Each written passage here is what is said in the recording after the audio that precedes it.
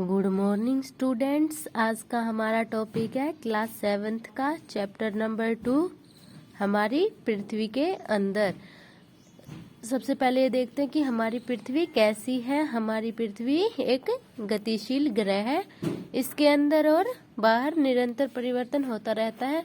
आपने बाहर के परिवर्तन तो देखा होगा, जैसे मौसम में परिवर्तन, जलवायु में परिवर्तन, लेकिन अंदर के परिवर्तन क्या है दिखाई नहीं देते। तो आज हम अंदर के परिवर्तन भी होते हैं तो उनके बारे में देखेंगे।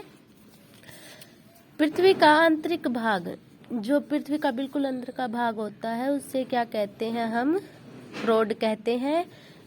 क्रोड का जो ये बिल्कुल मेन बीच वाला हिस्सा होता है, इसको आंतरिक क्रोड, और जो ये यहाँ तक फैला हुआ है और बिल्कुल जो इसका बाहर वाला हिस्सा होता है, इसको क्या बोलेंगे हम? बाहरी क्रोड। फिर इसके बाद हमारा क्या शुरू हो जाता है? मेटल शुरू हो जाता है। मेटल ये फैला हुआ है, इसके बाहरी क्रोड से स्टार्ट हो जाता है। फिर उसके बाद क्या आ जाती है? हमारी प्रॉपर्टी आ जाती है। ठीक है, तो सबसे पहले हमारी क्या है? ऊपर की तरफ प्रॉपर्टी होती है। पृथ्वी प्याज की तरह एक संक्रेदी परतों से बनी है। जो हमारी पृथ्वी है वो कैसे बनी है? जैसे प्याज देखी होगी आपने, छिलके के ऊपर छिलका होता है, तो वैसे ही हमारी पृथ्वी भी बनी हुई है। पृथ्वी की ऊपरी सतह को प्रॉपर्टी कहते हैं। यह सबसे पतली परत होती है। जो पृथ्वी की सबसे ऊपरी परत होती है, इसको हम क्या कहते हैं? प्रॉपर्टी। और ये क्या है? सबसे पतली परत है। ठीक है, यह महाद्वीपीय सहती में 35 किलोमीटर और समुद्री सतह में 5 किलोमीटर है। जो महाद्वीपीय मतलब जहाँ रहते हैं, ठीक है, वहाँ पर ये कितनी है प्रॉपर्टी? 35 किलोमीटर तक। और जो समुद्री सतह है, मतलब समुद्र का जो इलाका है, तो देखो समुद्र है, उसमें कितनी गहराई तक तो पानी ही हो जाता है। तो उस पानी के खत्म होने के फिर 5 किलोमीटर गहराई तक क्या है? प्रॉपर्टी है। ठीक है, जो महाद्वीपीय सहती मुख्य रूप से किसकी, जो महाद्वीपीय है वो किसकी बनी होती है? सिलिका और एल्यूमिना से बनी होती है। किससे बनी होती है? सिलिका और एल्यूमिना खनिजों से बनी होती है, इसलिए इसे क्या कहते हैं? Cl कहते हैं। ठीक है, और जो महासागर वाली प्रॉपर्टी होती है वो किससे बनी होती है? सिलिका और मैग्नीशियम से बनी होती है। ठीक है, इसलिए इन दोनों को मिलाकर क्या बोलते हैं? सीबे।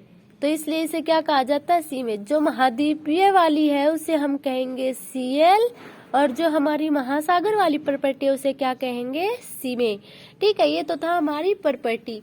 तो उसके बाद हमारा क्या स्टार्ट हो जाता है? मेटल। तो मेटल क्या है? प्रॉपर्टी के ठीक नीचे है, और इसकी गहराई कितनी है? 2900 किलोमीटर तक है। जहाँ तक हमारी ये प्रॉपर्टी चली आ रही थी, फिर उसके बाद क्या है? मेटल शुरू हो जाता है, और इसकी गहराई कितनी है? 2900 किलोमीटर है। ठीक है, फिर उसके बाद क्या है? आंतरिक क्रोड आ जाता है, जो मतलब बिल्कुल अंदर की जो है वो गहराई। इसकी त्रिज्या कितनी है? मतलब गहराई कितनी है? 3500 किलोमीटर है। और ये किस चीज की बनी होती है? ये निकल वह लोहे की बनी होती है, इसलिए इसे क्या कहते हैं? नीफे कहते हैं। क्या कहते हैं? नीफे। ये किसकी बनी होती है? निकेल और लोहे की बनी होती है, इसलिए इसे क्या कहते हैं? नीफे कहते हैं, जो आंतरिक क्रोड है। ठीक है, ये क्या है? बहुत ज्यादा गहराई तक होगी तो इसका टेम्परेचर है वो कैसा रहता है? हाई रहता है।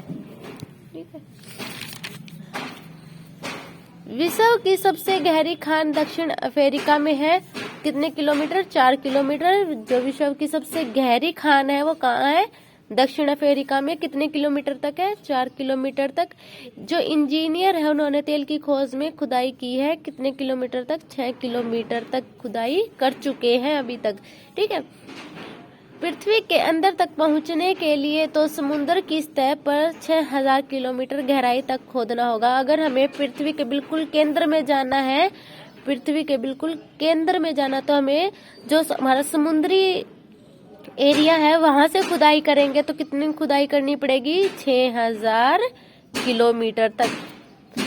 पर इतनी गहराई तक क्या है? जाना असंभव है। ठीक है, ये हमारी नोट करने वाली बातें, इन्हें भी नोट जरूर करना। पृथ्वी के आयतन का केवल 1% हिस्सा प्रॉपर्टी है। जो हमारी पृथ्वी है उसका प्रॉपर्टी का जो हिस्सा है वो कितना है? 1% है। किसके हिसाब से? आयतन के हिसाब से। और जो मेटल है वो कितनी है? 84%। और जो हमारी क्रोड वाला हिस्सा वो कितनी है? 15%। ठीक है। और पृथ्वी की कुल त्रिज्या कितनी है? 6371 किलोमीटर।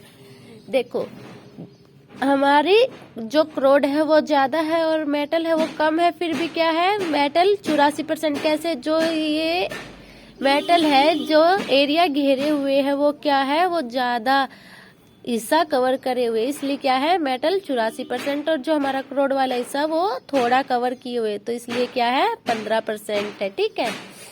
यहाँ बात आयतन की हुई है, इसलिए आयतन के हिसाब से क्या है? मेटल 84% है, क्रोड 15%, और जो हमारा प्रॉपर्टी वाला हिस्सा वो कितना है? 1%।